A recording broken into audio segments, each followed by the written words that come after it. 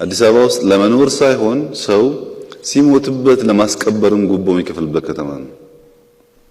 ማስቀበሪያውም ጣጣ ነው እንኳን መኖር ቀርቶ።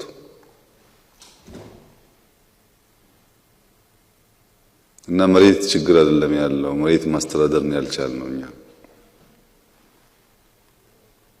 በእናንተው መሬት በእናንተው ባንክ ሀብት የፈጠሩ ሰዎች ዩቲዩብ እየቀለቡ አጀንዳ እየፈጠሩ የሚረብሹበት፣ ሌብነታቸውና ሀብታቸው እንዲደበቅ ህዝቡን የሚያምሱበት፣ ምስኪኑ ድሃ ደግሞ የሚሰቃይበት ከተማ ነው። እና ሊደርሺፕ አሁን 9 ወር 8 ወር ገደማ ሞልቶታልና ፓሽኔት ሆኖ ነው ወይ ስራውን እየሰራ ያለው? እንደሚያልቅ ጊዜ ነው? ቋሚ ኮንትራክት ነው? በቃ እናንተ የእድሜ ልክ ናችሁ? ሞናርኪ ነው? አንዴ ተቀምጣችኋል ማንም አይነካችሁም ማለት ነው ወይስ ጊዜ አለ? ያ ገብቶን ነው ወይ ስራ ያለ ነው? በየዕለቱ ስንት ድሃ ነው ዳቦ